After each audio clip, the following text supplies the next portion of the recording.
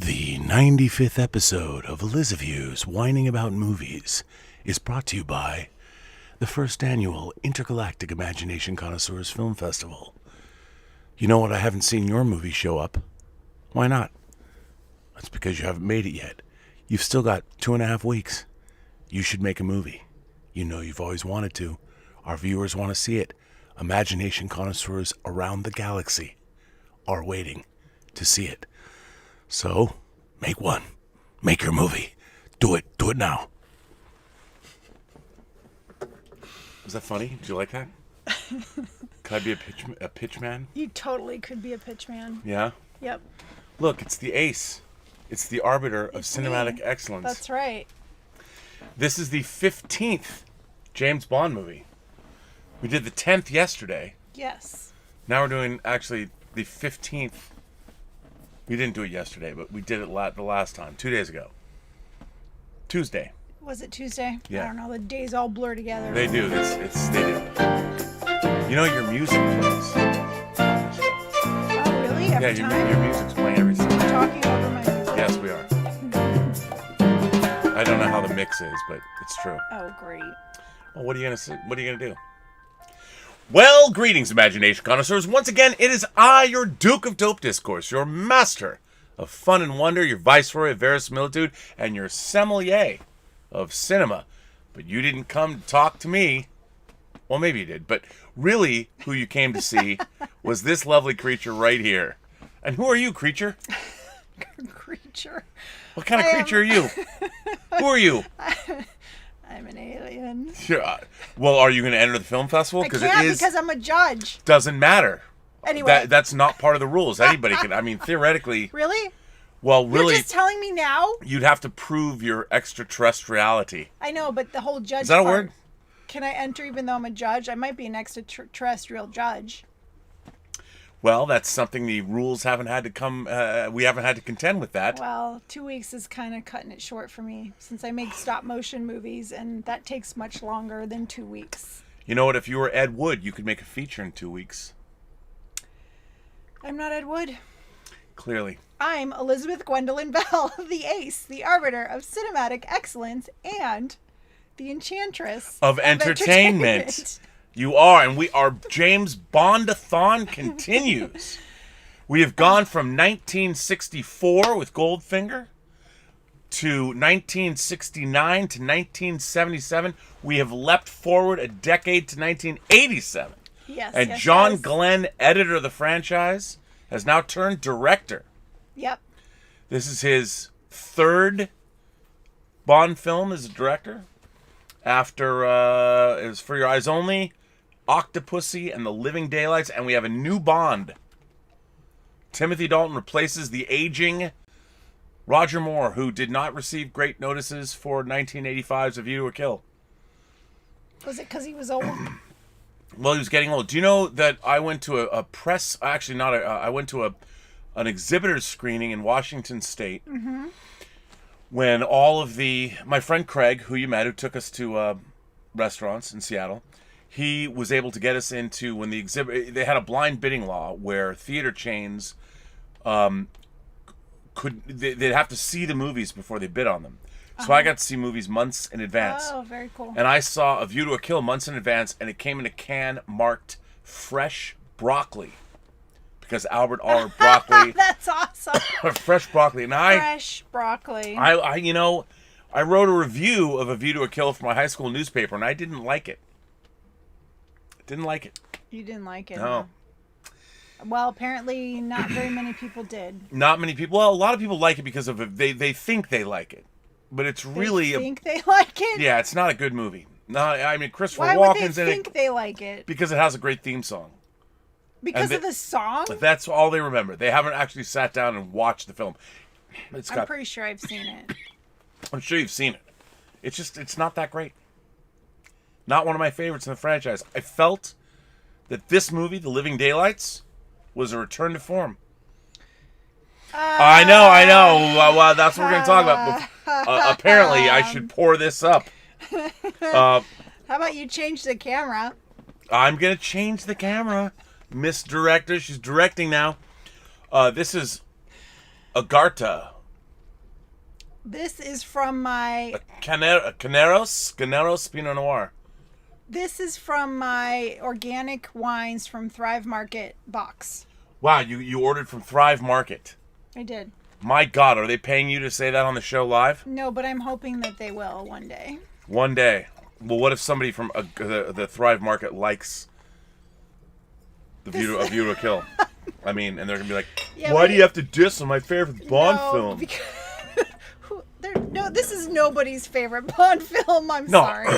No, you're wrong, and we have a letter to that effect. Really? Just so you know, You're a letter kidding. from a longtime watcher. Oops, I'm sorry. So I'm sorry for the arbiter of cinematic excellence already dissing your opinion. Just saying. Sorry, I didn't know. I find this movie to be a return to goodness, not greatness for the franchise, but goodness after the crushing disappointment that was A View to a Kill. Or as I like to say it, A View to a Kill of a doddering old man in his last throes of playing James Bond. I don't mean to diss on poor Roger Moore. I mean, come on, man. He's not poor Roger Moore. That guy probably got more tail than anyone. He was handsome. I mean, even he's great in Spy Who Loved Me. He is a great Bond. He's got the swagger. He's got the, that Bond. He could have taken down That Lynn charm. Holly Johnson in For Your Eyes Only. He could have gone for that little underage punani. Ew. Just saying he could have. He didn't. That's disgusting. He didn't. Stop it. It's only disgusting if But you can't get you know it. what? This girl looked like a 12-year-old boy. Really? She was not sexy at all. She was cute. She was Well- very cute and very sweet. There's a couple of things that we have to remember. This movie came out in 1987, so Yeah, when all the girls were like No. rail thin and looked like little boys. no, it was post-AIDS epidemic.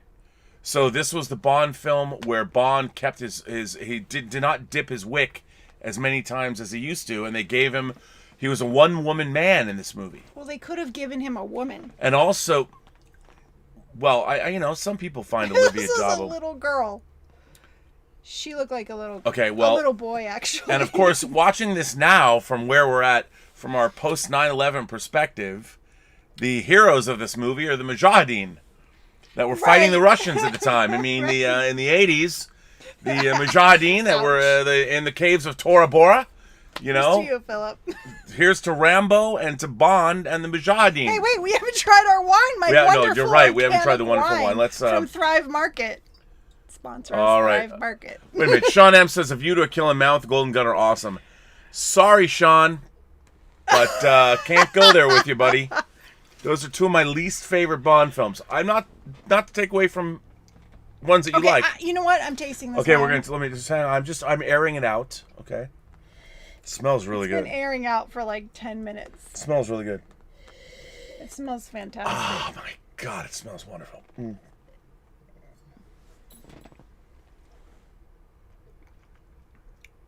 Oh my God. That is some tasty so wine. Good. Wow. That's a Pinot. That is a Pinot. That is Pinot. Okay, Elizabeth. So there's a couple of things. This film is the last film that the great composer John Barry wrote the music to, and I would dare say that one of the great elements of this film is its score.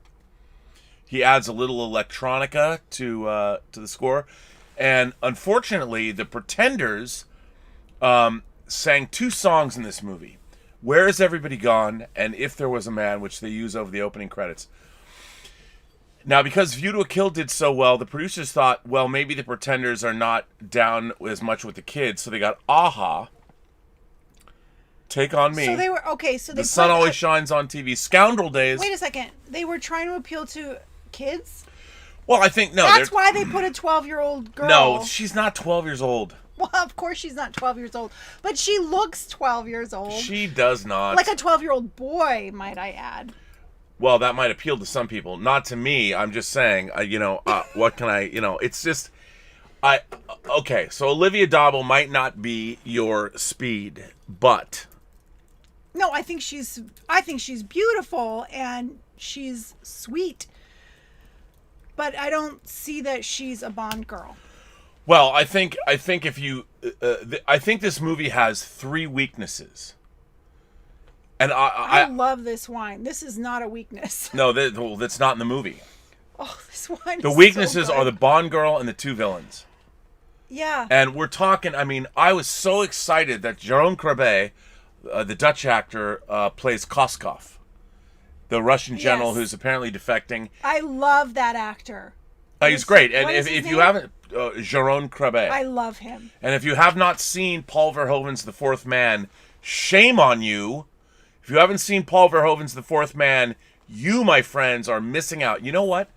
We're going to do The Fourth Man. After Austin Powers, we're going to do The Fourth Man. Well, I was thinking, since we're doing Austin Powers, we should keep it as parody week and do 2 more parodies.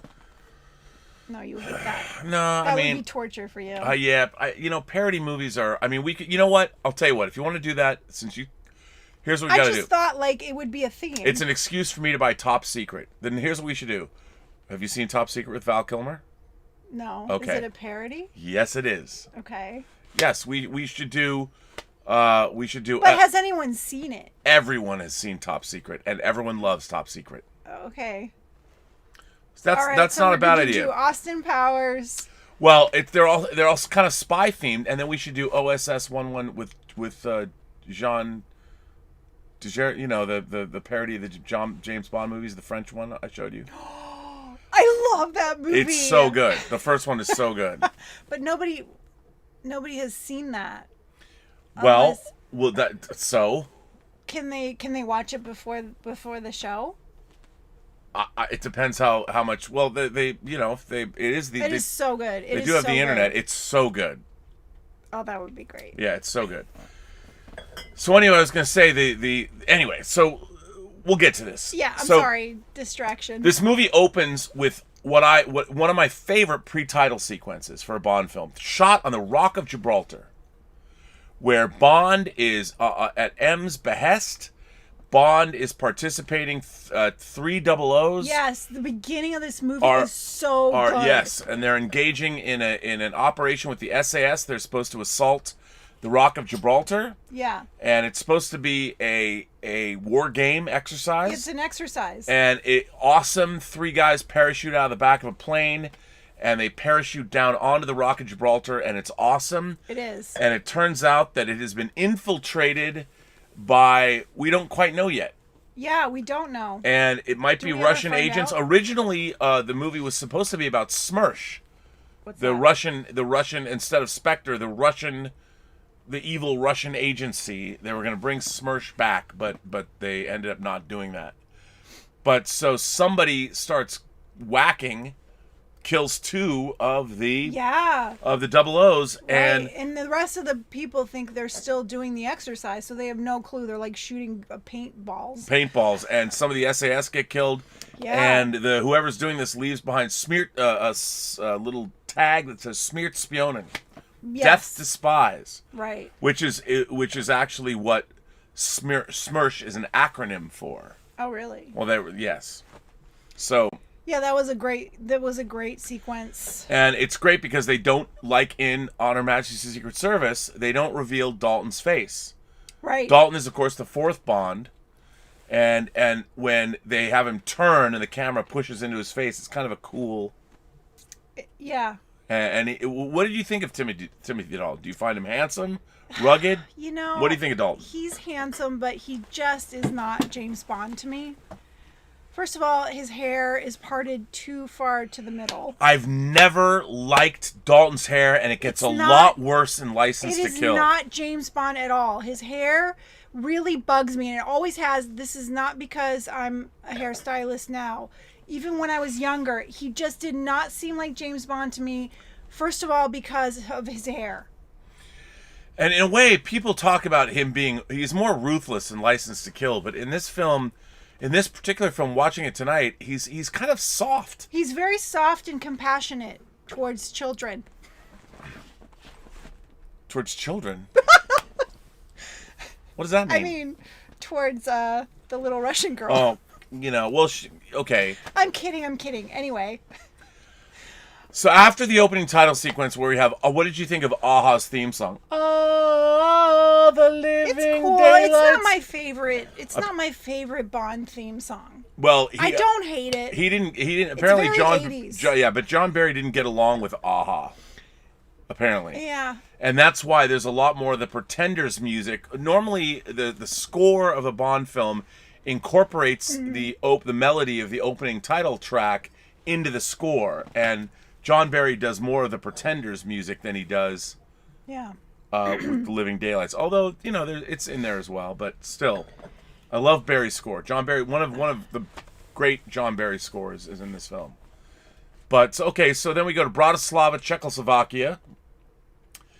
And there is Agent Koskov, or General Koskov, is going to defect to the West.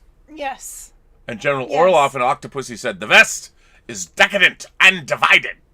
But Koskov is coming anyway. He is. And so Bond is there to organize his defection. And they're going to send him through an oil pipeline. Which I thought was very cool. And Rosie Kamilkis. yeah, yes. I remember that scene very distinctly from when I was younger when I saw this. It's cool because they they put him in a tube and they ship him down. But before that happens, when he's escaping from the concert that he's at, there's a sniper on the top of the Cara building. Milovy. And you see, because it was mentioned before that she was the cellist, and Timothy Dalton, James Bond noticed her. Have I been saying Olivia Dabo and not Miriam Dabo? I don't know. I think I have. It's Miriam Dabo. Okay. Miriam Dabo. She's really cute. Kind of like on Deep Space Nine. Dabo. Oh, yes. She's a Dabo girl. She's a Dabo girl. She's the original Dabo girl. Except the Dabo girls were like... Yeah. and Because she's Quark liked not- to put his ear on them. Yeah, she's not... She's... Well, okay, but yeah. All right. So, Cara Milovy, Bond spies her, and she's set up to shoot. Can you move that back? It's you moved it in a place where it never is, and it's distracting. Oh, I'm sorry. Yeah, thank you. I do what I can. So anyway, by the way, can I announce what we're doing on December 7th, which is a Tuesday? We're doing Star Trek: The Motion Picture. Oh, for our 100th. No, it's not for our 100th. It's for December 7th, which is Star Trek: The Motion Picture Day. Oh, well, what are we doing for our 100th? I don't know yet. I just thought that I just looked it up, and Star Trek: The Motion Picture opened on December 7th, 1979. We're going to do Star Trek. You having gone through Star Trek now, you have more insight in the original series. We're doing Star Trek: The Motion Picture on December 7th. I've seen the motion picture. I know, but we're going to watch it again. Okay, that's fine. Anyway, so back to this Didn't movie. we do the motion picture for this No. show? No. Yes, we did. We have? Yes, we have. No, we didn't. Yes, we did. Did we? Oh, no, we did It was- Generations. Yeah, we did Generations. Come on, man. I kind of feel like we did. Oh, anyway. Anyway, so we keep getting off topic. off topic. So Cara Milovy, Bond can tell that she's not an assassin. She can barely hold a gun in her hand. See, again? Oh, we already did it, I guess. Okay. Yeah, we did. Did we? I feel like we did. Too bad. So Cara Milovy is clearly not an assassin, and Bond shoots the gun out of her hand. What is her name? Cara Milovy. Oh, yes. Cara. Cara. Like Cara Thrace in Battlestar Galactica, but Russian. Or Czech. Right. She's a cello player. What are you going to do? She's Russian. She could be Russian. She's Russian. Okay, she's Russian. And that's how she's General Koskov's girlfriend. Right, but And she's the assassin. Well, The he assassin. set her up as the assassin to make it look like... Right, exactly. So anyway, Bond, he sees the sniper and he's supposed to shoot her and kill her, but he shoots the gun instead. He shoots the gun because he knows... He used his instinct. No, he knows that she can barely hold a gun. Bond's smart. I mean, this woman's bumbling around. Yeah, but he told M it was instinct. It might have been instinct, but he also knows when he's being played. And then M was like, "You didn't follow orders." All right, well, using Rosie Kamilkis, They're able to get Koskov out of the country. They do, and that was a great scene. It was a great scene.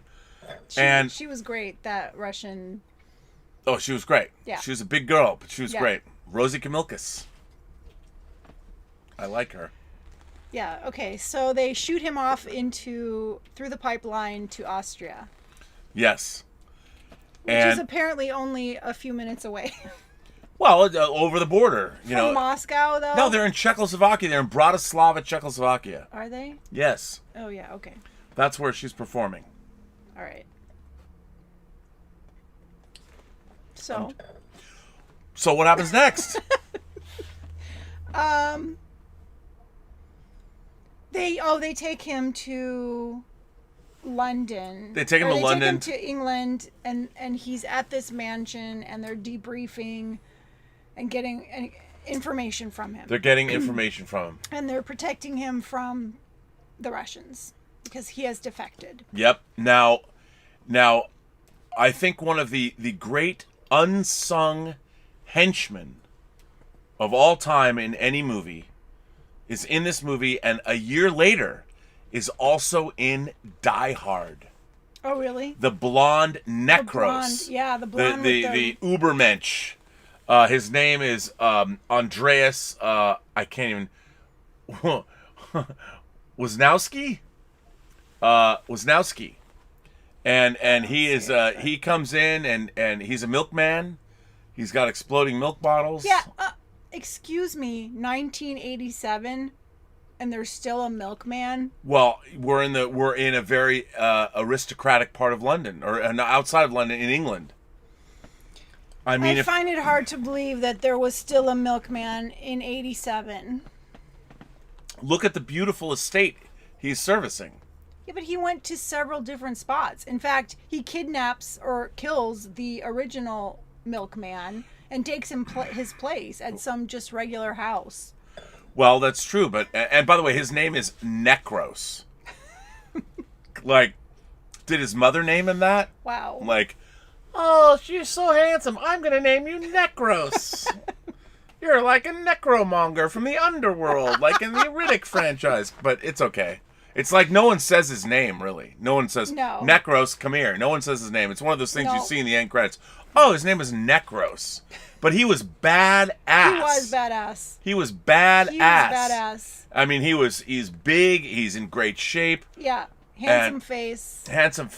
And that's why, the only two movies I've ever seen him in are Living Daylights and Die Hard. And then that was it.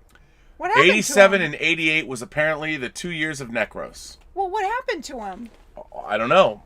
Shall we click on his... let's see. What did happen to him? He was born in 1959, a German actor and former dancer. He's best known for his portrayal of Necros in the 1987 Bond film The Living Daylights, Max's henchman in the 1996 Mission Impossible, I forgot that, and one of Hans Gruber's henchmen, Tony, in Die Hard. So and that's about it. Well, that's weird.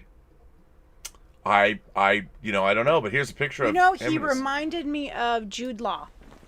He did? His face. Really? Yeah. Well, he's a badass. I mean, I do like him. Yes. Now, what's interesting with unlike Lois Maxwell, who played Moneypenny, has been retired. She's no longer in the franchise. So we have a woman named Caroline Bliss. Mm-hmm. Like, what a name. That sounds like a Bond name. Yeah. That's her real name. That's Caroline her real Bliss name. I love it. Plays Moneypenny. And Robert Brown is also back as M. And we saw him in Spy Who Loved Me 10 years before as part of the British intelligence naval attaché. Now he's M. He replaces Bernard Lee. Okay. I mean, we'd seen him before, but, And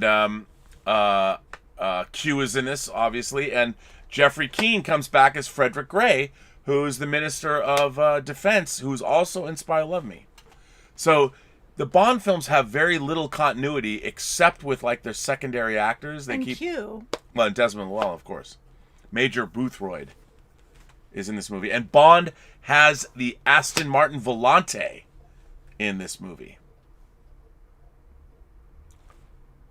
What a cool Aston Martin he has. Oh, yes. I'm sorry. His car. Car. Aston Martin is not a henchman or a I Bond was girl. thinking about... Or maybe the ultimate actually, Bond I had girl. glanced at the chat, and I was thinking about what they were saying. And then when you said that, I was not paying attention. Great. Aston Martin comes back in this movie. Very cool Aston Martin. Yes, very cool. A lot of great gadgets. Tons of gadgets on this one. Tons of gadgets, missiles. I love the gadgets. It's a great car.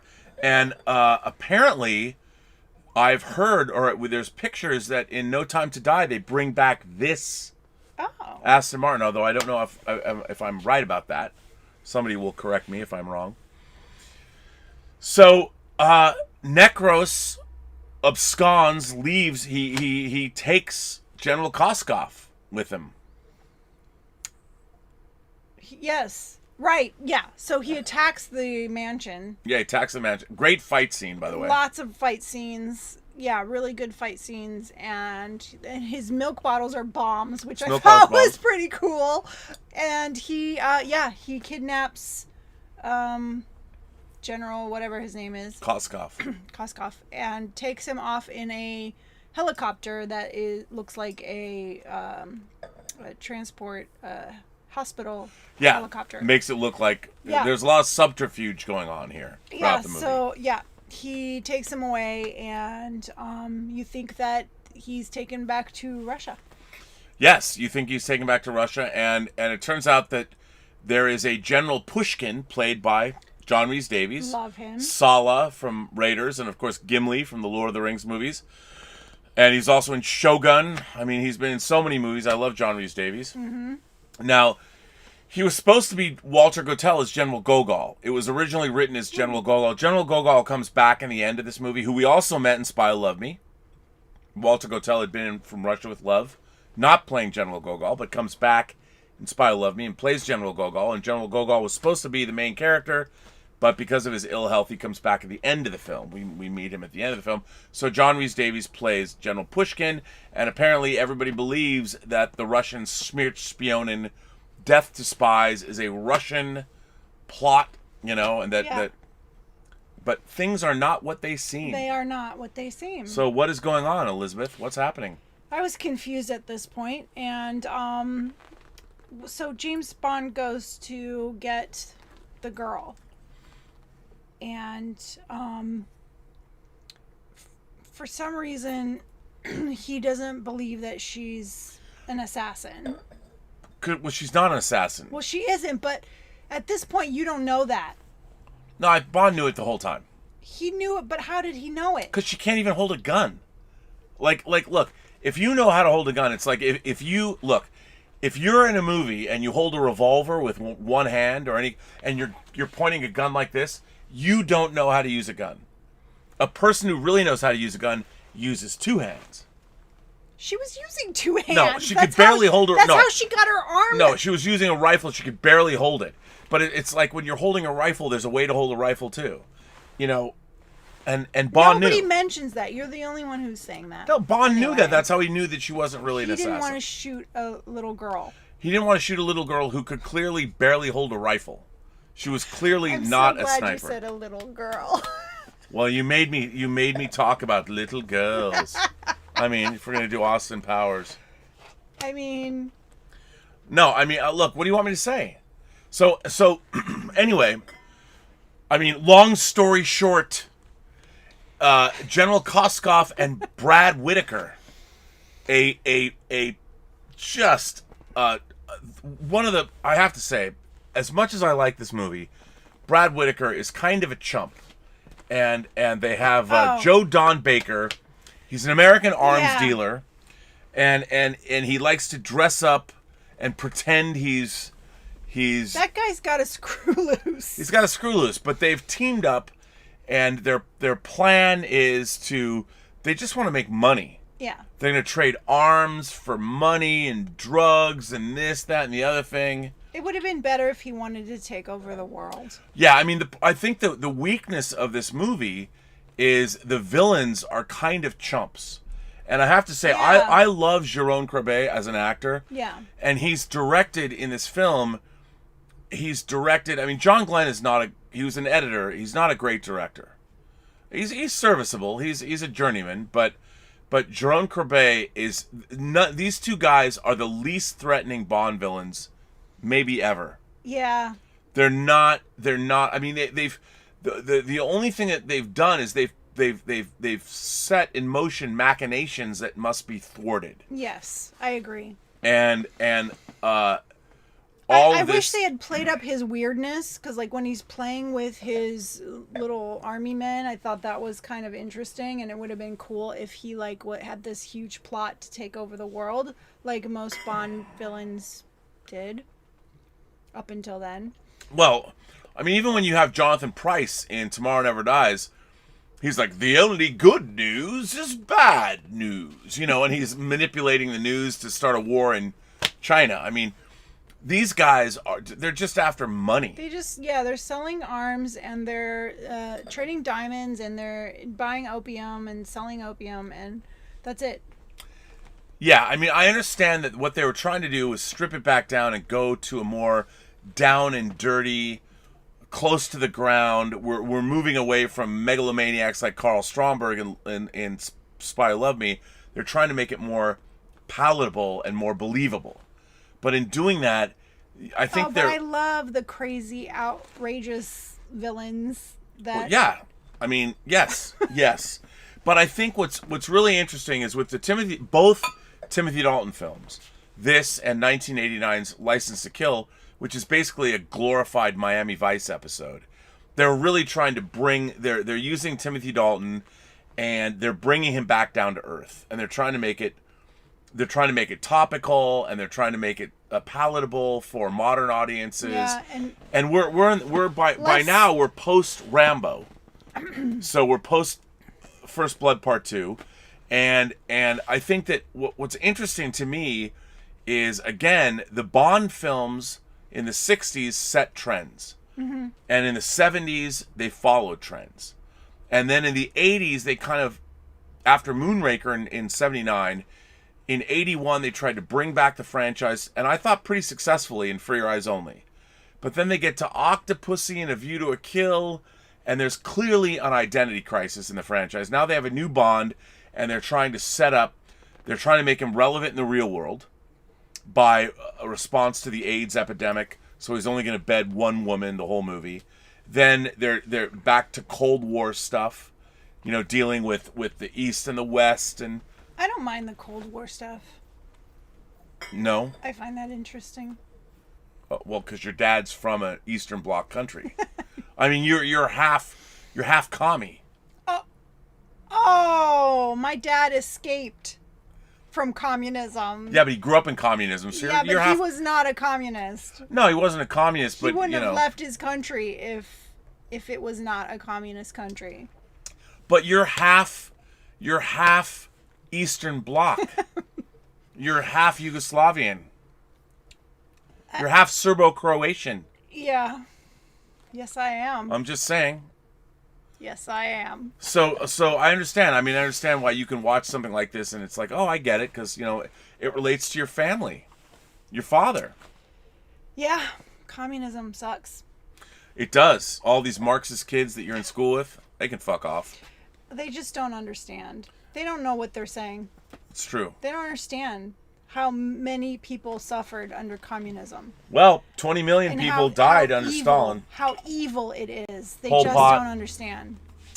And it's kind of offensive when they say hello comrade to me, or use the symbol of the sickle and the, as their symbol. That's very offensive. You can be a Marxist. Do you know what's funny? But please do not conflate that with Russian communist symbols.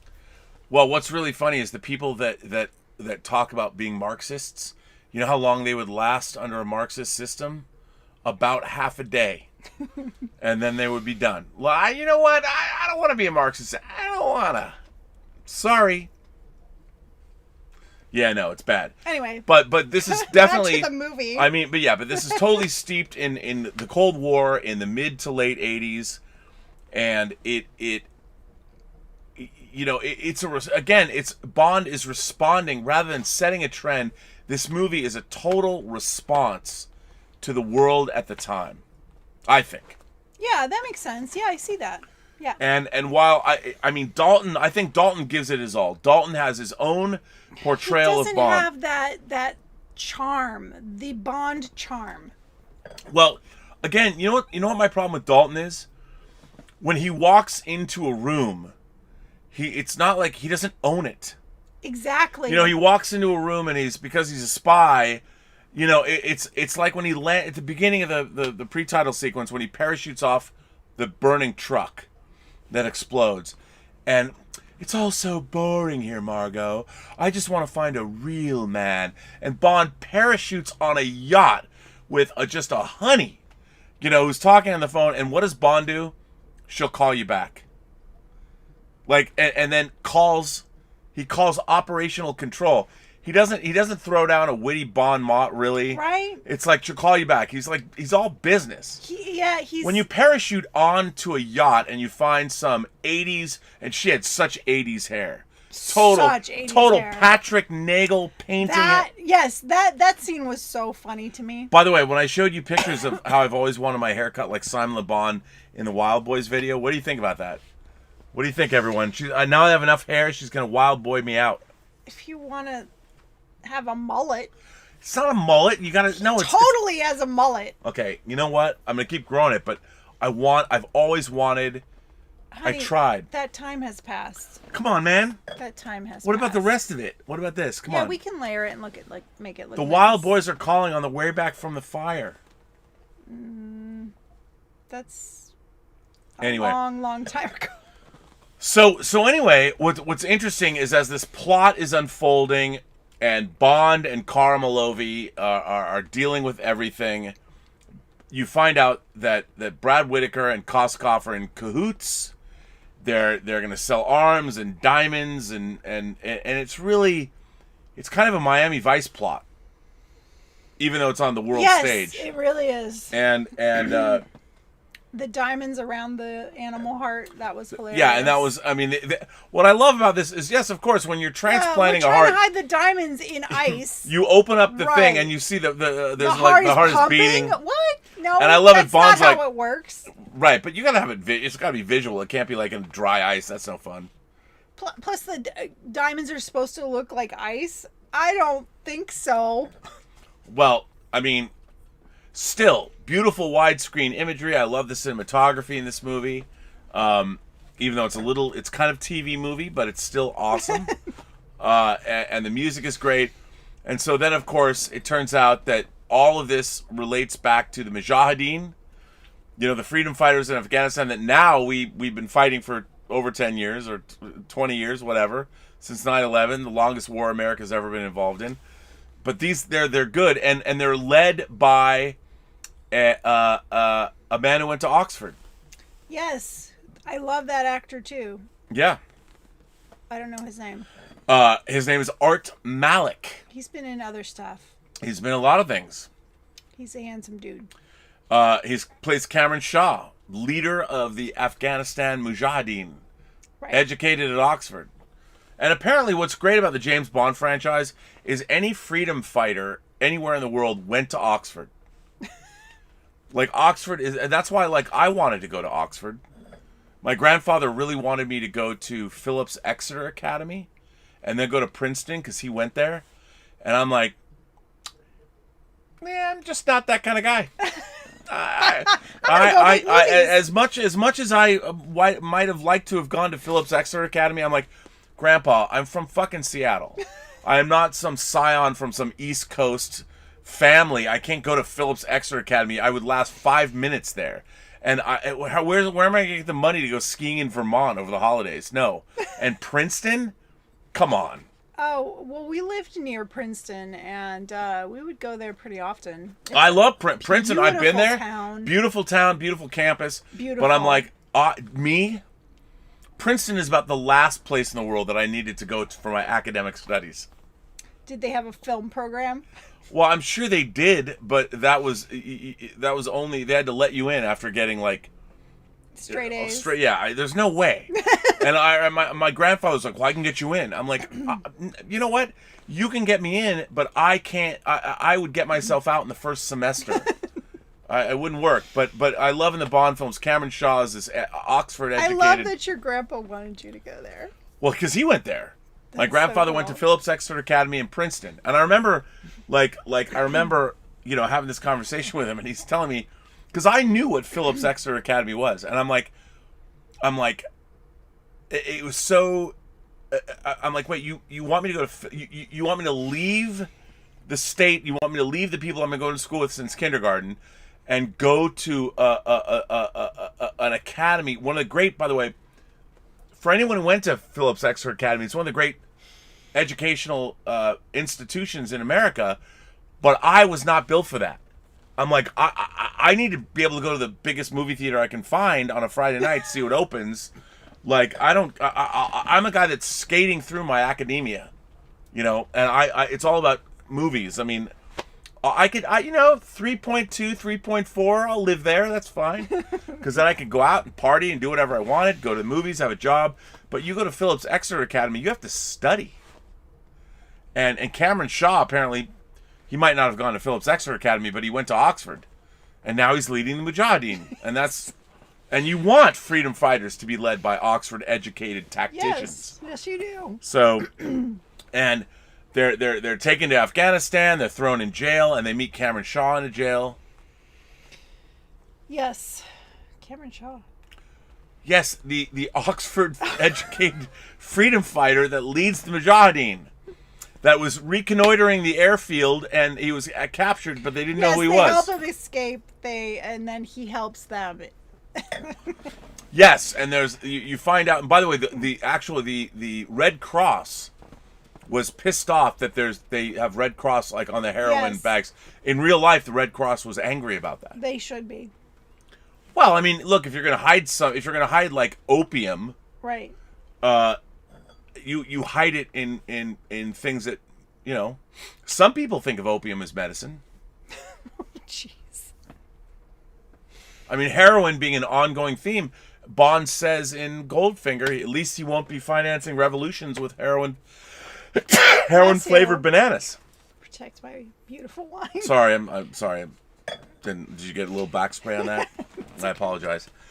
So it is. I mean, here's the thing. I think one of the things about the Bond films, and one of the things that has bothered me about the modern era of Bond, like the last time Bond skied was in The World Is Not Enough. And the thing about skiing is, it's very hard when you're making a spy thriller to find a reason to get Bond on skis, because in this film he is in the snow, but.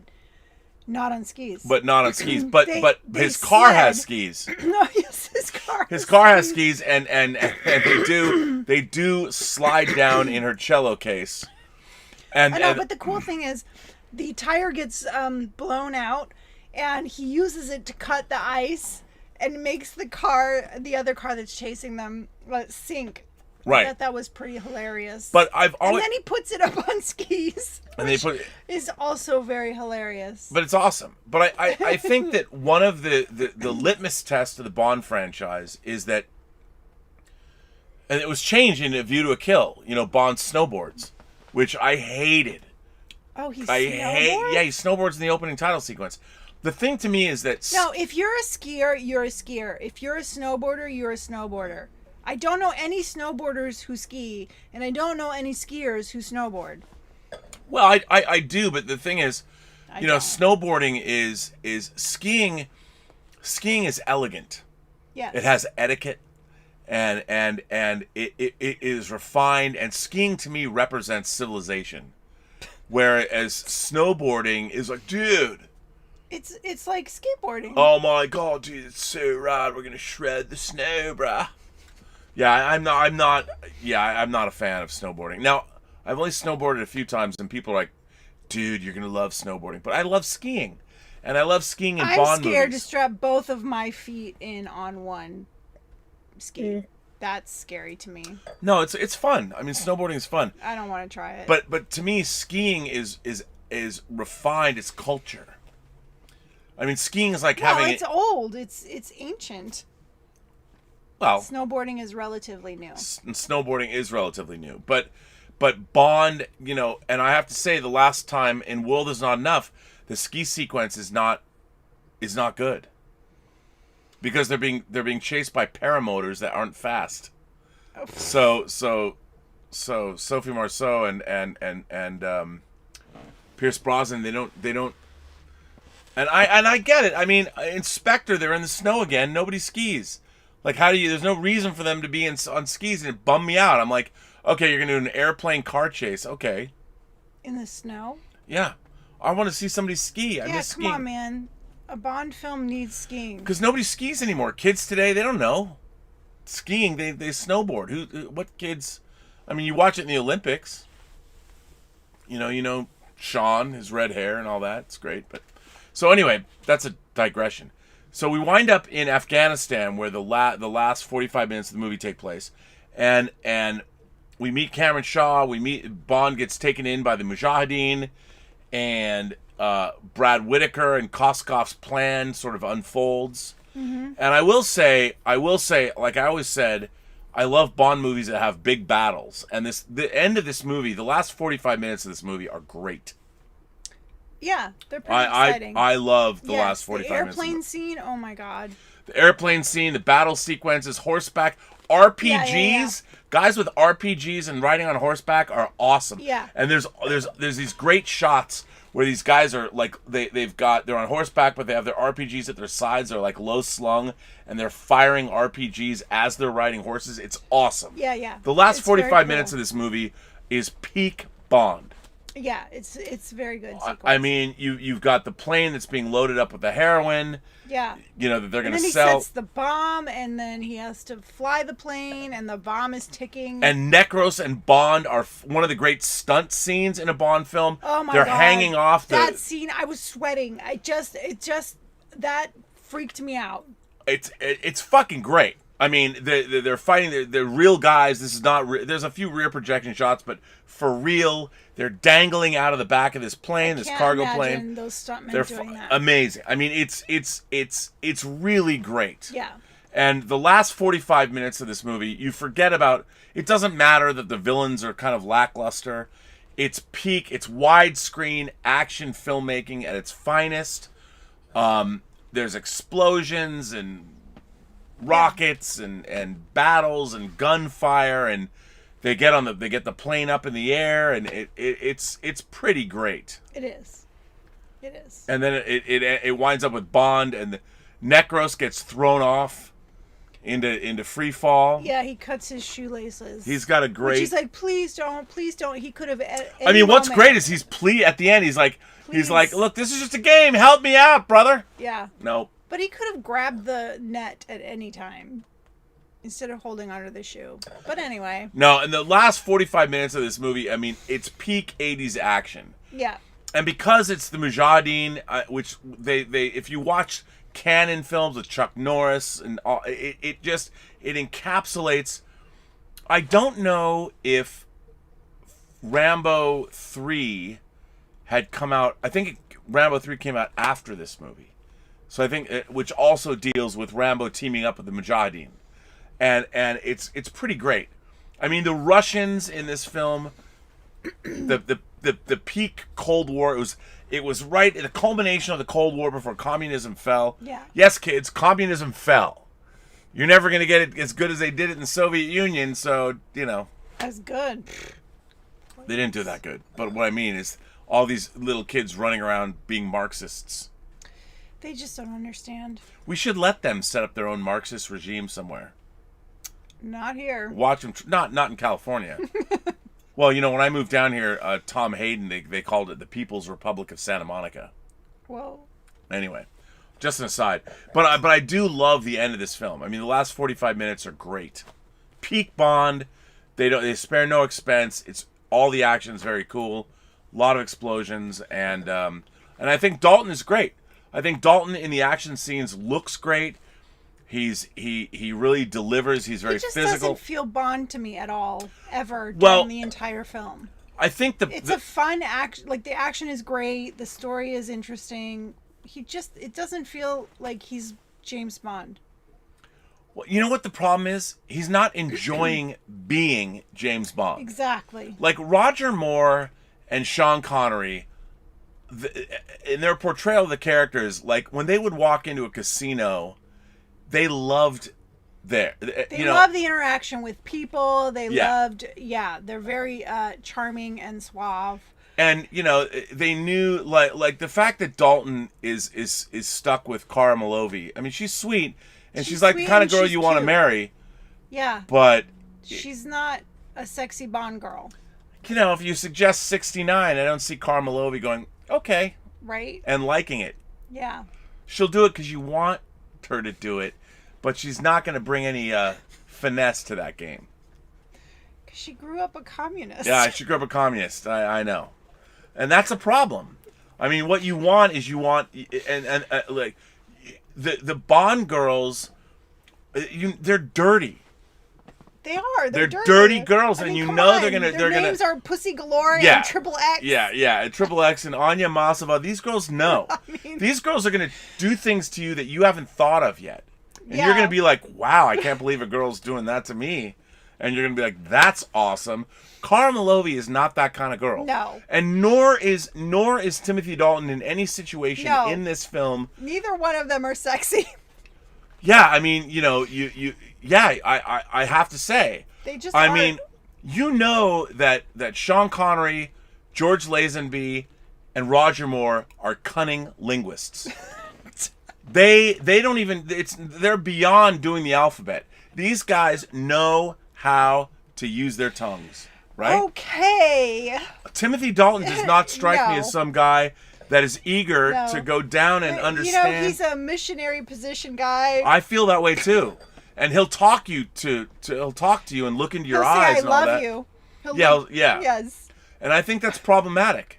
I think that's one of. I mean, I love Dalton. I think he looks good. I think he's great. No, his hair's not right for Bond. I'm sorry. I know, and it gets way worse in his next movie, which is. And I love Timothy Dalton now. I mean, by the way, what's interesting, he played Baron. He was Prince Baron in Flash Gordon, which we also reviewed in his green. He was great as Prince Baron. Yes, he was. Prince Baron, that guy. He was Prince Baron. He was Prince Baron, and that guy. When you have a woman like Princess Aura, if you're not a cunning linguist, that guy, his portrayal of Baron, he knew what to do with her. Yes. I mean, he could rock her It's true. world. He was way more sexy in that film. Way more sexy, way more suave, way more debonair. Yeah. And in this, he's just kind of, he's too nice. He's like your older brother that wants to make sure he's too nice. Yeah. And I mean, well, hang on, we're gonna. Yeah, I'm sorry, I'm distracted. We're gonna get this, and I mean, I like Bond. I like him as Bond. I do, but he's just not. He's not dangerous. And he's not dangerous. He's not sexy. He's, he's a nice guy. He's older brother Bond. He's your older brother. He's going to look out for you. He's going to look out for you and take care of you. Yeah. He's not going to want to fuck you. He's not going to... he's going to ask you first. Yeah. 10 times. He's the guy that would... he's the Bond that would thrive in the Me Too era. I'm going to kiss you now. Okay. I'm going to... Can I put my hand in your shirt? Please do. Can I? That's what he would do. Yeah, he's a... And by the way, he was designed that way. He was literally the Bond designed for the Me Too era in 1987 when there was no Me Too era. And I think that hampers that... I mean, people talk about him being downing... I like him. I like him as Bond. But it's like... Here's the thing about James Bond.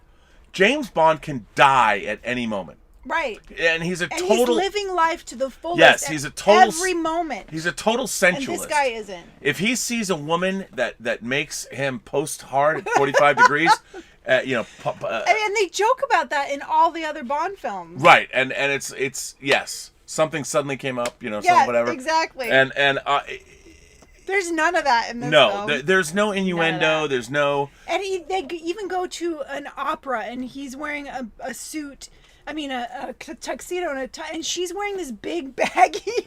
She's wearing this big baggy like thing. It's like, okay, not sexy. No, I mean, and well, because I mean that was a response to the AIDS epidemic. Okay. Bond being a paragon of casual sex and fucking whoever he wants. And okay, that makes sense, but still. Yeah, no, it's problematic. I think it's a real issue. I mean, it's a real issue for this film. So, like, okay, well, what are your thoughts? Hang on, we should probably delve into. We got some letters. Okay. And we'll see what people have to say. So we got some letters. Joe Dick, speaking of getting down and dirty, Joe Dick says, Robin Elizabeth, hi. R.E. Goldfinger gold body paint. I ain't no biologist, but I did wonder if someone could die that way, so I looked it up. According to this Smithsonian Magazine article, we don't breathe through our skin. But body paint can clog the pores and cause heat stroke. I did no more research than that, though. It's always possible they got it wrong. Personally, I kind of wish it was true. It would be cool for that to be plausible, but since Bond movies don't quite take place in the real world, maybe in Bond's universe it is possible. I'll include the URL for the article, which is short in case you're interested. Well, Joe, I want to thank you for that. I'm going to put that into the live chat.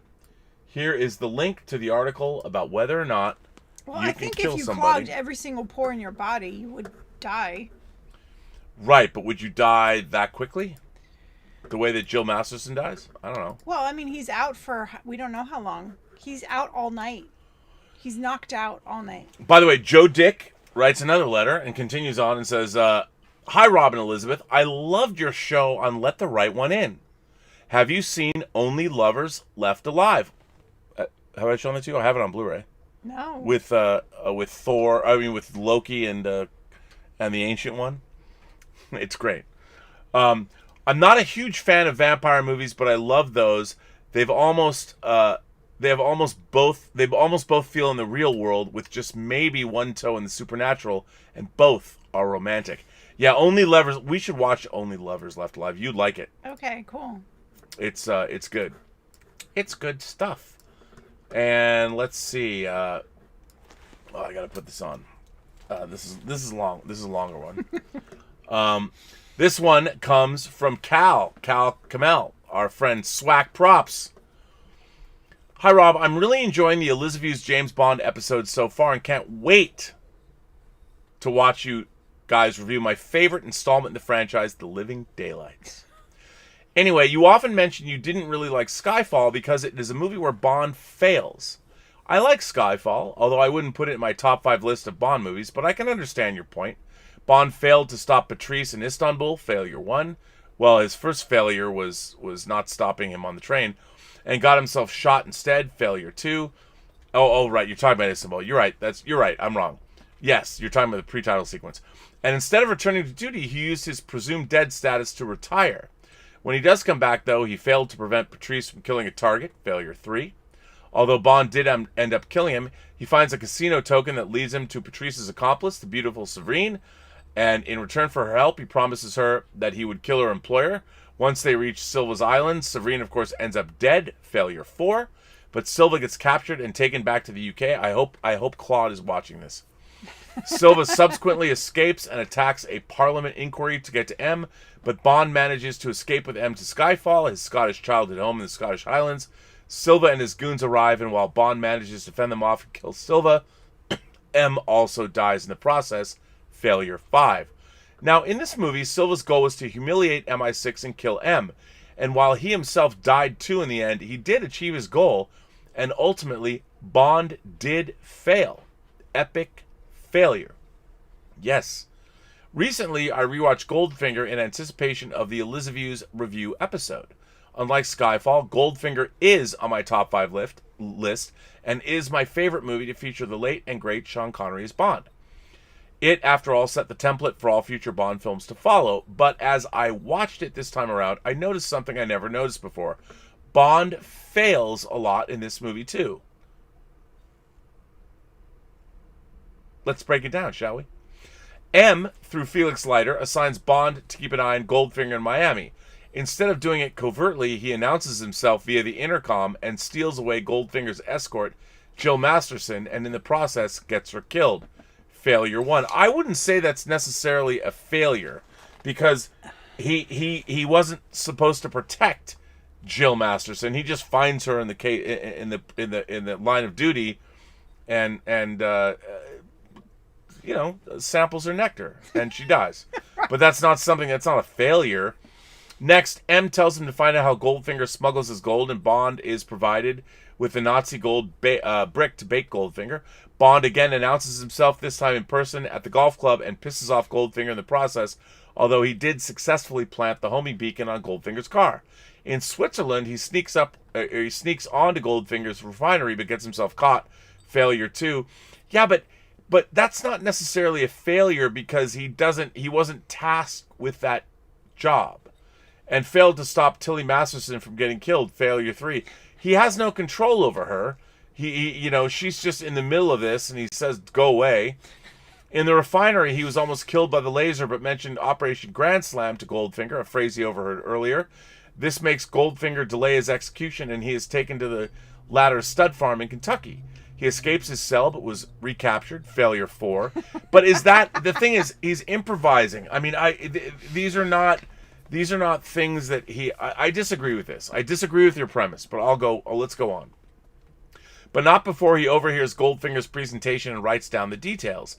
He manages to sneak the message together with a smaller homing beacon into a mobster's jacket, but the mobster and the car he was in is turned into compacted metal, so the message wasn't delivered. Failure 5.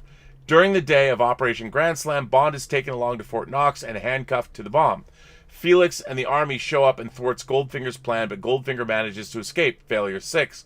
Bond frees himself from the handcuffs, kills Oddjob, and hopelessly fiddles with the bomb.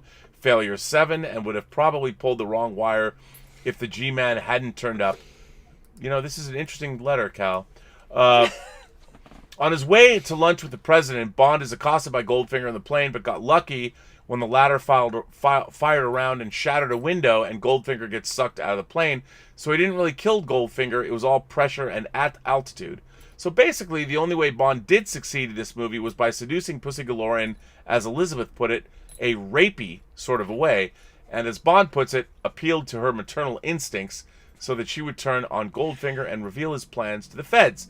So unlike Skyfall, in Goldfinger, the villain's plan was thwarted in the end and the villain himself disposed of. But now, I can't unsee the fact that Bond has had a lot of failures throughout the movie, and had it not been for the D, Goldfinger would have been able to achieve his nefarious plan. Okay. Don't get me wrong, though. Nothing will change the fact that I love this movie, and it's still pretty high on my list of favorite Bond films. My one complaint, and I've had this since I first saw the movie, is the fact that Bond insults the Beatles. Oh, I hate this too. When he comments on the right temperature to drink Dom Perignon. I'm a Beatlemaniac, so I didn't appreciate it. But Goldfinger, as you put it, is Pete Connery after all, and it introduced us to the beauty that is the Aston Martin DB5. And if I ever want to splurge on a Savile Row fine tailored suit, it will be a 3-piece gray suit. I wouldn't look good in it, but of course, who cares? Laugh out loud. What are your thoughts, Rob? Do you agree that Bond failed a lot in Goldfinger? Best regards, Cal, Swag Props. Well, more importantly, do you feel, first of all, if you want to talk Beatles, let me just bring forth, and I know I shouldn't promote this company, but come on, let me just give you a little, my John Lennon, just so you know. There he is. There he is. One of the great conceits of action figures in history. I love that action figure. It's fantastic. Too bad the company is not good. So, Elizabeth, do you think that Bond is a failure in Goldfinger? Well, okay. This is the original Bond. Like, Sean Connery is Bond. So he is establishing who Bond is, right? And his failures are not actually failures. They're just, he is so distracted by his desires. But he always manages. I don't know. I wouldn't call them failures. I would call them distractions.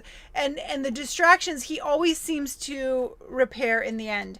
So, and at the very end of the film, he does. Well, succeed. I would say this, that Bond was tasked. He doesn't know what's happening. Right. So it's not like he's given a job that he fails at. What's happening is he's ensconced in a mission that is going awry, and he has to figure out what's going on. So the fact that he winds up on a gold table with a laser pointed at his, his package. His peen. I mean, I don't think that's a failure. I think that's in the course of... That's just part of being a spy. Yeah. You're going to get captured, and you're going to get tortured, and you might even get killed. And the thing is, it's not like in Skyfall, Bond is tasked with these things to do. Right. And he fails at his tasks. Right. When he's going after Goldfinger, he doesn't even know what's happening. All he knows is Goldfinger is smuggling gold bullion. He actually uncovers a much larger plot that nobody knows existed. Right. So I don't think you could say that he's failing. I wouldn't say he's failing. That doesn't change how much we love Cal. Love Cal. We love Cal. We love swag props. And so I don't see it as a failure. I don't either. All right. Well, there you go. Let's see what people have to say in the old Chatterooski. Let's see. Wait. Hold, please. Uh-oh. Did I not... That's not good. Hold on. That's not where we want to be. That's really...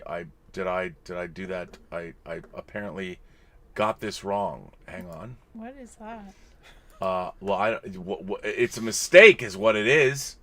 I didn't do the work that I thought I set everything up, but I apparently didn't do it. So I apologize. Let's see. That's your emails. And that's my emails, and that's not what you want to see either. It's all fake. Well, let's go back to. We'll just read it. We'll just read these so no one can see them. They want to look at us anyway.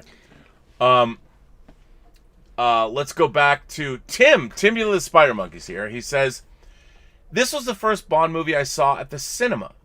I'd seen others before it on TV or VHS, but this was my first cinematic Bond experience. I still love it, and it's firmly placed in my top 5. Dalton gets way too much hate. What do you think about that?" I mean, I love Timothy Dalton as an actor, but I just don't think he's James Bond. And this is a fun film, but he doesn't feel like James Bond to me. Tim goes on to say, "I was hoping I'd have a letter ready for this episode, but writing it out, I got a bit emotional.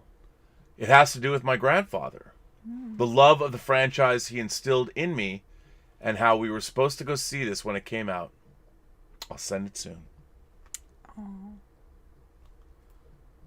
One tip can make us all emotional. Yeah. I mean, this has been brought up a lot of memories for me with my dad. And in fact, it inspired, just thinking about my dad inspired a painting of my father. Are you working on that now? Yeah. Oh. How he's an anti-Marxist? Sure. John is here. Cheers, Liz and Rob. I loved your appearance on Midnight's Edge today. It's very funny. So I was on Midnight's Edge today talking about the Star Trek episode. Yeah, I was gonna do Robservations, but I'm like, I had nothing to talk about. There was nothing going on. There was nothing I was passionate about. We watched Discovery this morning. Yeah, and I was passionate about that. And so the Midnight's Edge guys, like Tom, will just randomly send me like links, and he goes, "If you want to join the show," and they'd been on for like a half an hour, and I'm like, the only thing I wanted to talk about was how fucking awful I felt today's. like I'm like, all the good stuff in the episode of Star Trek Discovery was destroyed by the dumb story that they told that makes no sense at all. And so they gave me an opportunity to vent. So I loved your appearance on Midnight's Edge today. How does your enjoyment of this movie compare to your enjoyment of the Star Trek Discovery Season 3, Episode 5? Okay. Here's the thing. The people that make the James Bond movies, while they sometimes wildly miss the mark, they at least know what ballpark they're playing in. They know. I feel like Star Trek Discovery is being made by people that don't know what Star Trek is. Star Trek is a genre unto itself. And I feel that people that are making Discovery are people that they used to write like CW emotional shows. Like I feel like I'm watching a soap opera set in space. They have no knowledge of science fiction. They have no understanding of Star Trek. And I feel that even my least favorite James Bond movies are still James Bond movies. I feel since 2009, for the last 11 years, I've had to deal with like the cool kids have come in and taken all my favorite toys away and are playing with them, but wrong. They don't know how the toys work. And so, you know how, everyone knows how that is. If somebody comes and picks up your favorite, like, whether it's a video game controller or an action figure, they come in and they do something that's diametrically opposed to what you do with it. And that's how I feel every time I watch Star Trek Discovery. I really feel that way. Sean M. sends in a super chat and says, "A View to a Kill in the Man with the Golden Gun are awesome." Sean, we have to talk. My moderator, Bunyan Snipe, sends in a tip and says, "Roger Moore's wooden acting was such cause for humor that we had a term for it in the UK. Roger Mortis." Oh, jeez. Really? Well, I mean, I can see that. The rise of Monty Python in the 70s juxtaposed with the rise of Roger Moore's Bond. I didn't think his acting was that bad. No, I especially in Spy Love Me. I think he's really good in Spy Love Me. I do too. But I understand, Bunyan. I get that. Joe Dick, hello, Joe. Is the movie The Rock an unofficial Bond film? You know, people say that. Michael Bay's The Rock. I like The Rock. And the fact that, look, I love that people say that Bond was, that Roger Moore is this uber spy. James Bond would never be imprisoned for 20 years on Alcatraz. So I never buy into that fan theory. Do you? I don't know if I've seen it. You probably haven't seen it. And even if you did, you wouldn't remember it, so, you know. I'd have to watch it. Is it good? It is good. I think it's really good. I like The Rock a lot. It's a lot of fun. That's the movie where you're bashed. Wait. Losers always talk about their bashed. Wait a second. Winners go home and fuck the prom queen. Maybe I have seen it. When did it come out? In the 90s sometime. I might have seen it. Peak 90s. Ross Gecko is here. Ross Gecko sends in a super chat. Can the jacket become your default WINEning uniform? It makes you that much cooler, and you're already pretty cool. Well, it's funny. I mean, you're new to the channel, but obviously, because I did wear this jacket a lot last year, and when it gets cold, it's cold in here. It gets cold in here. It gets cold in here, and I like this jacket. I have a couple of jackets I wear, but I like this. It's funny. I never thought of this as being like Snake Plissken's jacket from Escape from New York, but people think it is. This is one of my oldest pieces of clothing. It's a Guess jacket. And from the 80s. No, it's from the 90s. It's not from the 80s.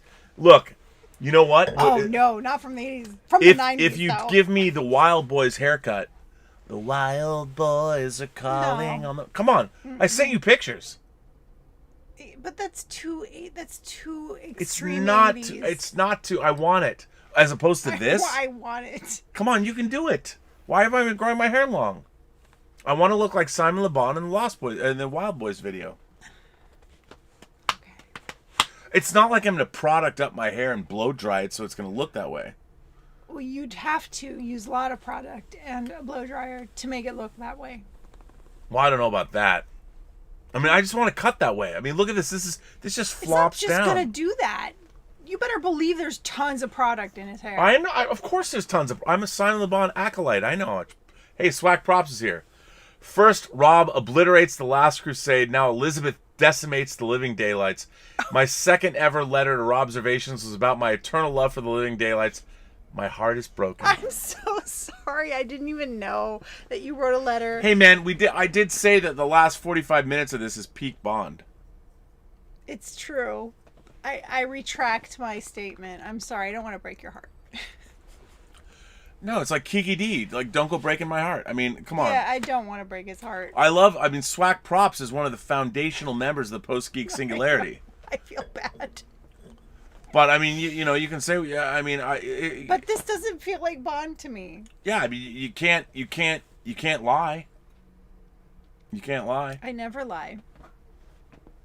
And I usually agree with Swack Props. I think Cal has a really great take on genre material. Yeah. He really does. So yeah. A Cinema Gulp is here. Hello. Hey guys, I think Dalton was the most gritty Bond ever. What do you guys think about Tim Roth as a Bond in the 90s? Well, I love Tim Roth. I loved him in Reservoir Dogs. Reservoir Dogs might be my favorite Tarantino film. And I got an action figure today of John Travolta. Oh, right. From Pulp Fiction. Yeah. How come you don't have a Kill Bill figure? Well, they don't make a really good one. So, Sean M says, it's an hour later and I still love Man with the Golden Gun and View to a Kill. Have we not convinced you? That's Claudius hilarious. is here. Oh. Bonjour, mon ami. Looking forward to the Skyfall discussion, especially lovely Elizabeth's take on Skyfall. Rob, methinks art thou too enthralled with the Bond tropes. Warning, I don't hold many of these tropes sacred. Hashtag the Americans. Hashtag smiley. Hashtag Mr. Robot. Well, that's okay, but Sir Claudius, hashtag the Americans, hashtag smiley, and hashtag Mr. Robot are not hashtag James Bond. So, just saying. I can't wait to have a discussion with you. I thought our discussion with him, Sir Claudius, is one half of the official couple of the Burnettwork. For those of you who don't know, his wife Candida and Claude are they've been anointed. I mean, we would knight them. What's a woman when does she get knighted? Oh. Can a woman is just a dame?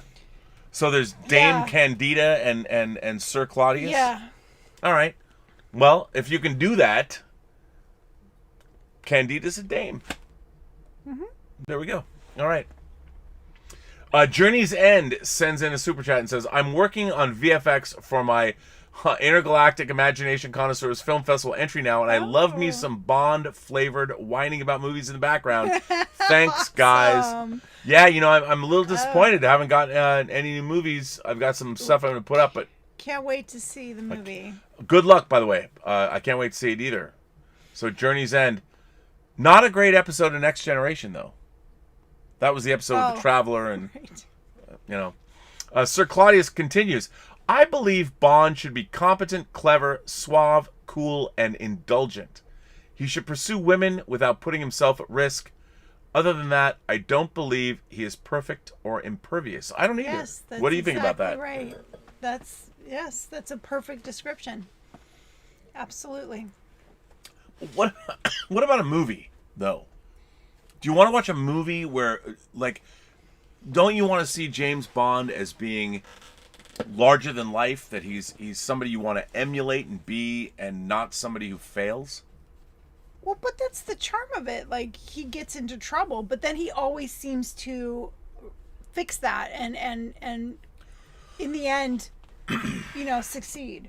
If you met the Sean Connery iteration of Bond and you fell madly in love with him, would you date him? Could you have a relationship with Connery's Bond? Oh, he's a player. Well, yeah, but that's not what I asked you. You could totally have fun with him, but he's not the kind of guy who's going to say, I love you. How do you know? Because he's a player. But he's a player at work. He's a player with women. No, he's a player at work with women. I mean, what if he wants to, what if he just likes to drink Earl Grey at home and play with the dogs But I wouldn't be okay with him coming home to me knowing that he's on the job being a player. That's understandable. Yeah, that's not cool. Okay, so you couldn't be with Sean Connery as James Bond. I would have fun with him, but he's not the kind of guy you could settle down with. What if he retired? What if you knew about all of his, because you'd seen his movies, you'd known about his many conquests? You know, would that be okay if you knew? You know, I feel that it would take a lot of time to establish trust in that area. All right, that's so. What about Dalton? What about Dalton's Bond? Could you settle down with him? Yeah. Would you fix his hair? Yes, I would absolutely fix his hair. But you talk about his hair, but look at this. I mean, I got an animal growing on my... Well, I'm not going to chase you down and cut your hair. But I sent you pictures. You have to figure out when in my schedule I have time to cut your hair. I love the fact that we live together, we do our show together, and you're asking me to schedule time when you're going to cut my hair. Well, because my work is my work, and there are set times for that, and so I'm not going to... I'm not going to chase you down. So can you give me the Simon Le Bon Wild Boys haircut? And it's like the doctor's children who are always sick. It's like the hairdressers people have the worst hair. It's true. All right. Are you saying my hair's bad? No, I love it. Come on. I mean, I feel as a middle-aged man that I can grow a mullet. It's pretty good. It's not a mullet. Well, a little bit. But I love the curls back here. It does look like an animal lives on my head, but that's okay. Well, Journey's End, finish that film. And Claudius, yes. Okay, Claudius says, yes, Cal, swag props. What is great about Goldfinger is Bond's vulnerability and the threat of Goldfinger. Bond is not in control. Hashtag Indiana Jones. Hashtag my original Skyfall letter. What's interesting, okay, here's the thing. In Indiana Jones, in Raiders of the Lost Ark, he's improvising, and while you could say that Goldfinger is an improvisational movie. Yeah. Whereas in Skyfall, Bond is tasked, and sure, you always have to improvise, but like, Bond has M. Like, all of Skyfall is about Bond protecting M. Take M to an SAS base. Go to the RAF base. I mean, Bond takes her to his familial home. And the fact that Silva knows where they're at and shows up with an assault helicopter proves that was a bad move, dude. Yeah. Bad move. You did a bad thing. Baby did a bad thing. And it wasn't good. And, like, you could have put M in an underground... Hell, you could have put M on a fucking private jet and sent her to America. Who would have known?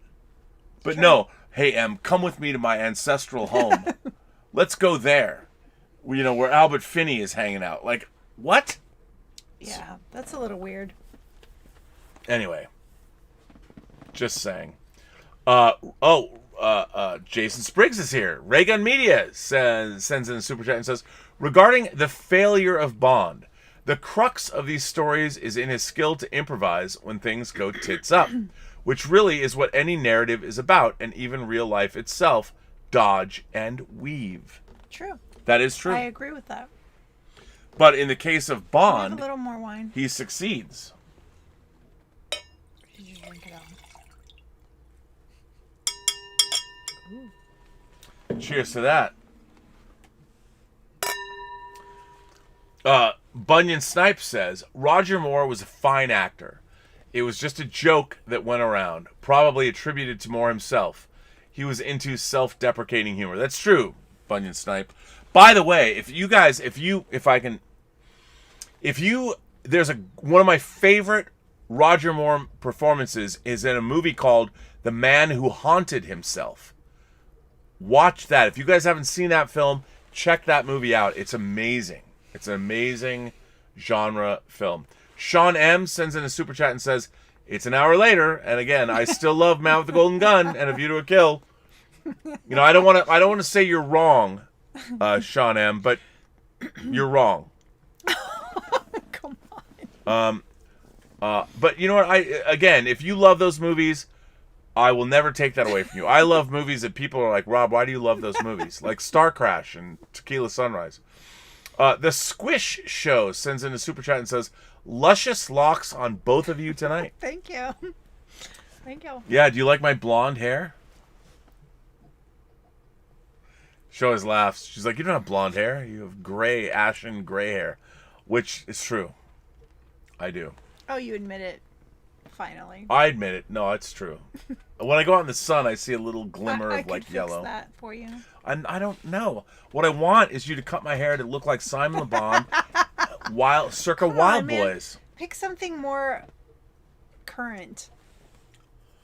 Okay, how Simon Le Bon looked at the Paper Dolls tour that we went and saw. I don't remember. No, I sent you the pictures. You saw From it. the 80s. Yeah, I want it to look like that. I mean, this is 70s. If you cut my hair like the Wild Boys, I love the 70s. I move up a decade. I love the 70s. So we are. What time is it? We're an hour, 90 minutes in. So our Bond. So here's the thing. Let me ask you this. Yes. Bring it back to Bond. So we've now watched 5 James Bond movies. 5? Yeah, we watched Goldfinger, On Her Majesty's Secret Service, Spy Who Loved Me. 4, and Living 4. Daylight. So 4 Bond Wait films. a second. 4 Bond films. And we've gone from 1964 to 1987. So we've gone through a huge. We went through the Vietnam era, the 70s era, the 80s era. We're in the late 80s. How do you feel about the Bond franchise as a whole, looking back on it now from this perspective?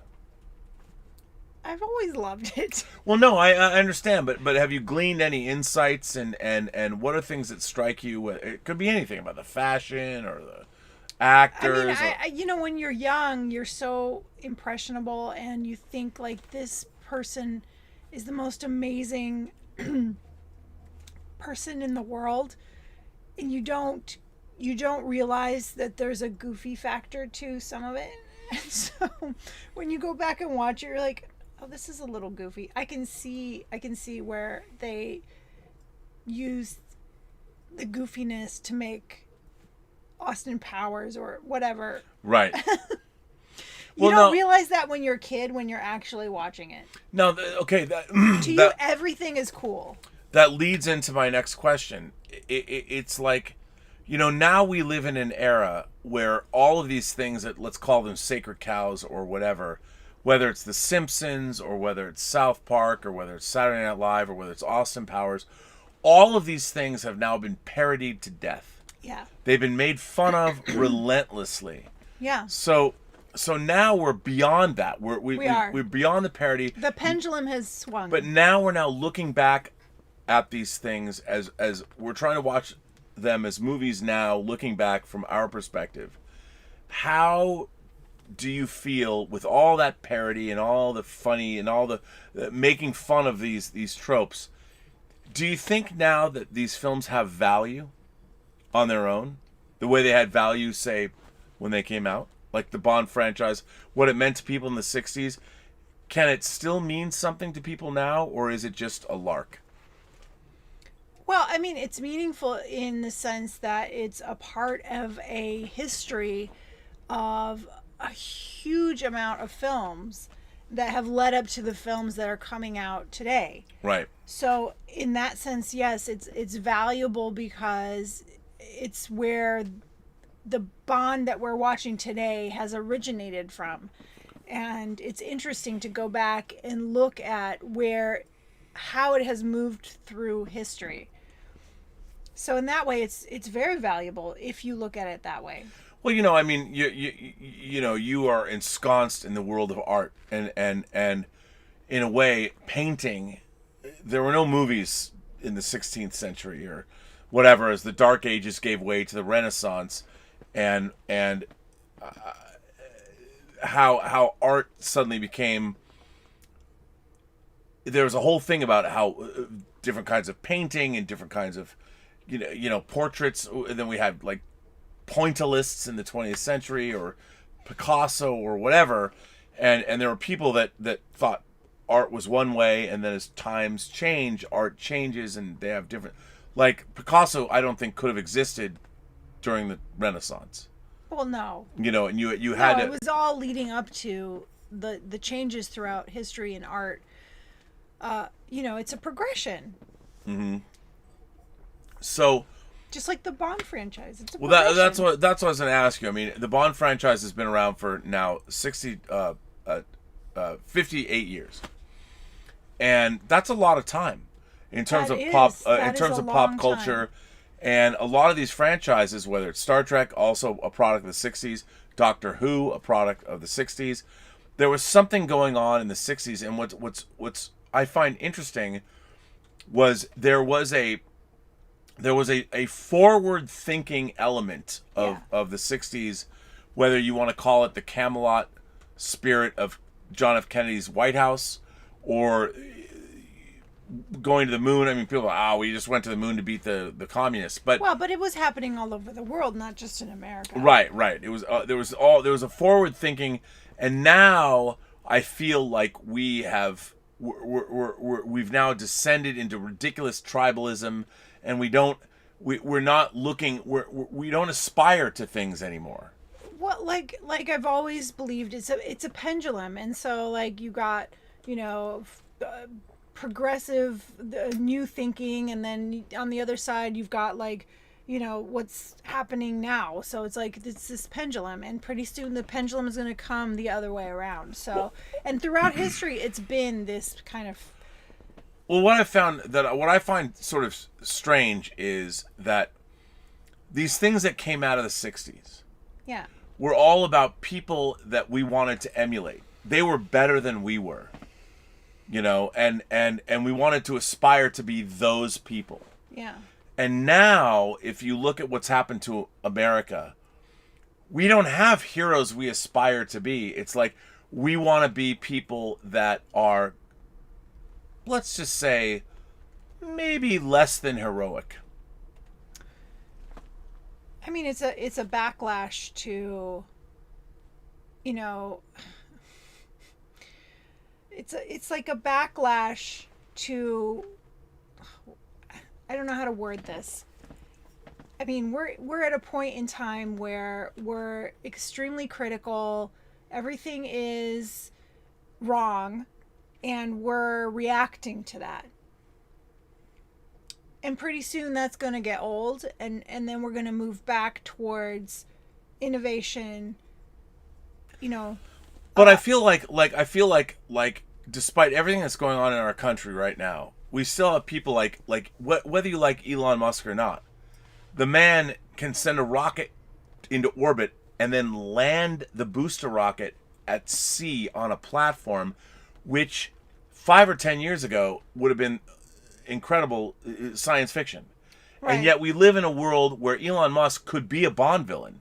Yeah, I mean, he's innovating and he's building all this stuff. And what I don't isn't he developing a chip system where he can track every person? Yeah, I mean, there's all kinds of the hyperlink thing that he put. He could totally be a villain. He could be a Bond villain, and but I feel like we used to admire and emulate people that were like James Bond or Captain Kirk or Doctor Who. Right. You know, these are people that we all could look at and want to be, and now I feel like we live in a world where everybody wants to be. Everybody thinks they already are.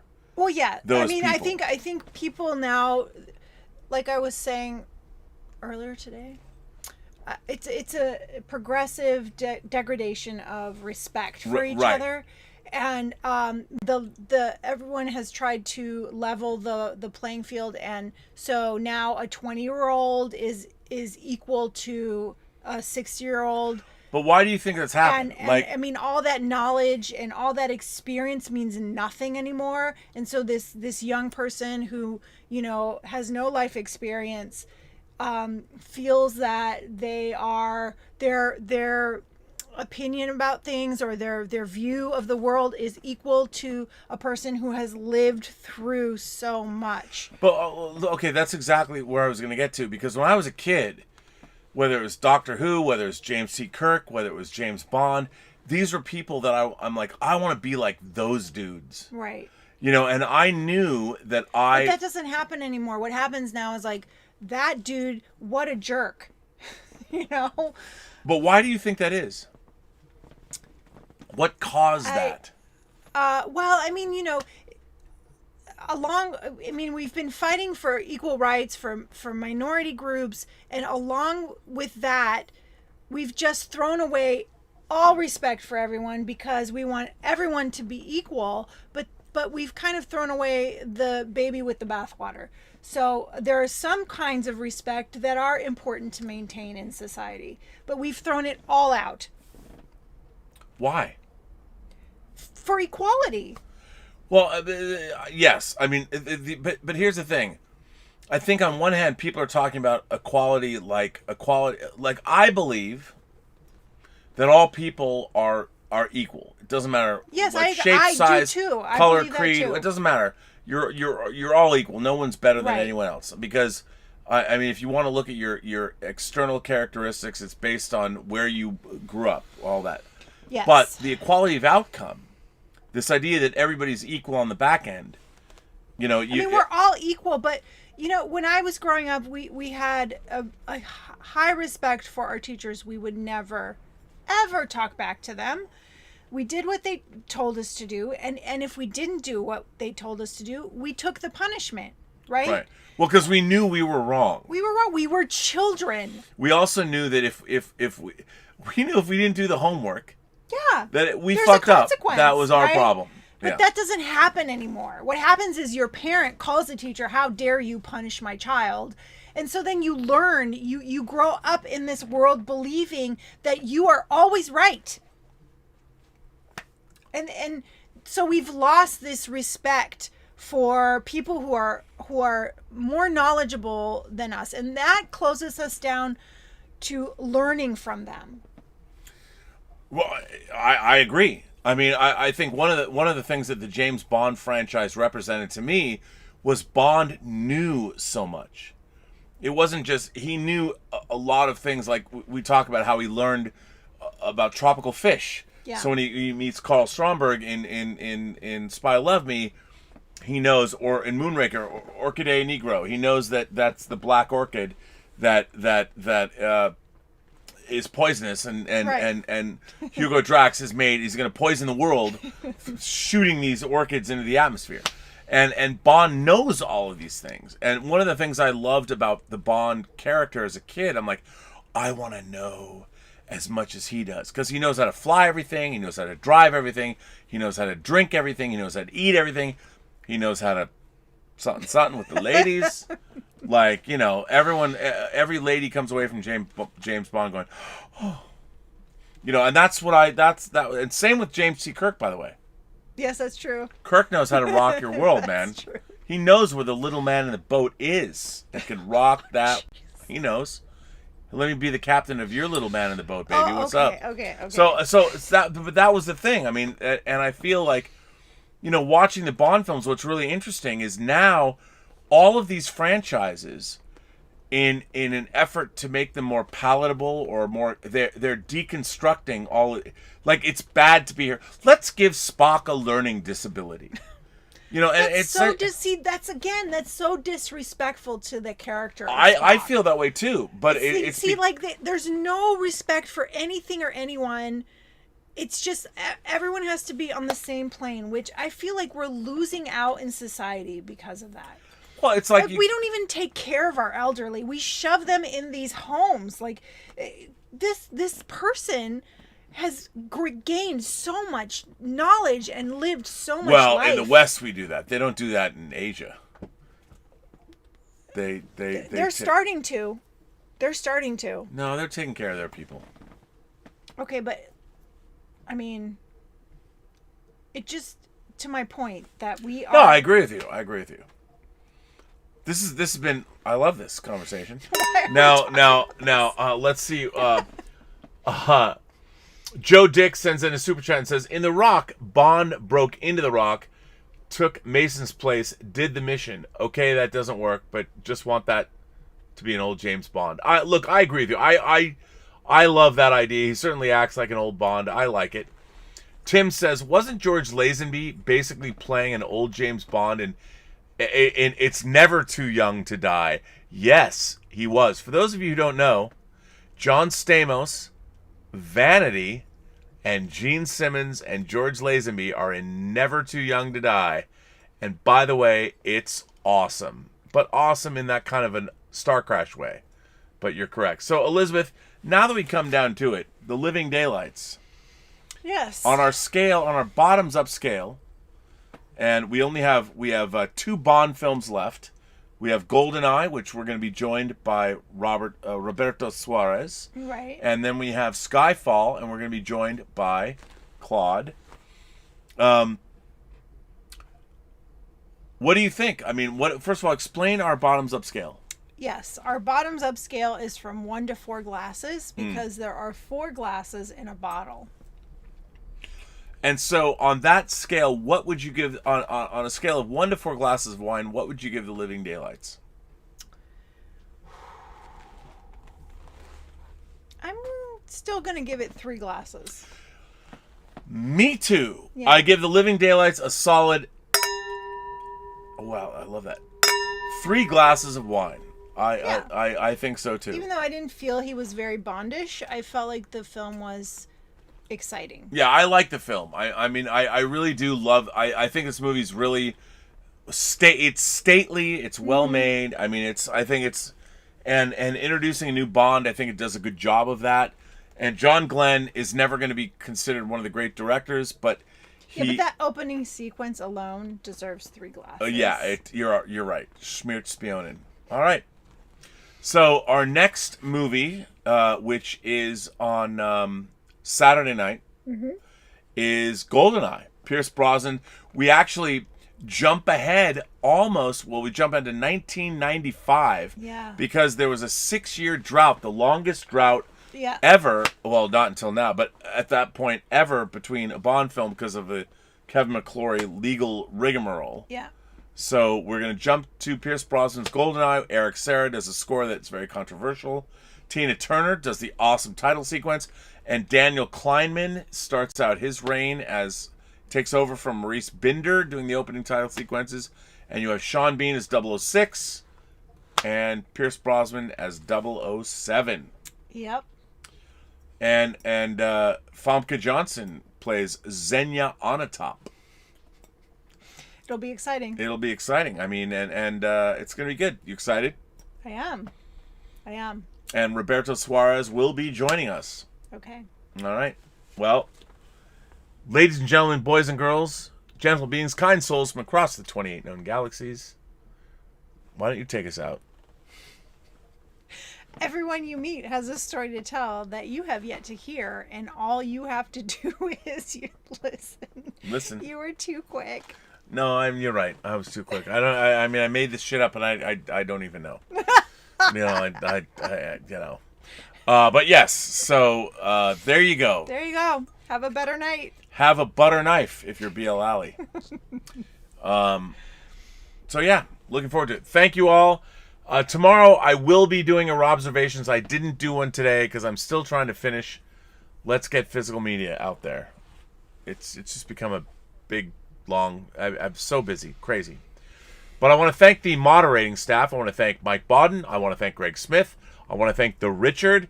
I want to thank the Richard for everything he does, including doing the watch parties on the Post-Geek Singularity Facebook page and the WINEning About Movies Facebook page. I want to thank Joshua Levesque for being here. I want to thank Bunyan Snipe for being here. And I love that my moderators even tip us. How great's that? So that's cool. And I don't know who else is here, but I think I've got everyone who's here tonight. And I will be back. Oh, MC Blackcap is here. And thank you, sir, for being here. Wait. What? Yeah, that's it. That's it. I just like going back to the end.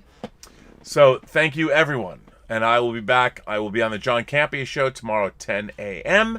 I will be on Robservations at 2. And that's it. Because I have so much work. I'm slammed with external work. Yep. But thanks very much. And shaken. Are you shaken and not stirred? Yes. Well, so give us the end. I'm sorry. I was distracted. What are you distracted by? Because somebody's saying that we missed their super chat.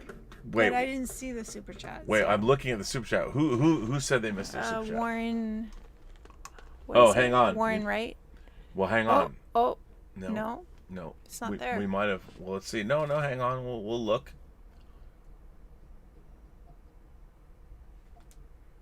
No. But you know what? YouTube has been wacky lately. So let's just look. Let's see. Let's go back up here and see if we missed anyone. We don't like to miss super chats. Let's see. Yeah, we read that. Yep.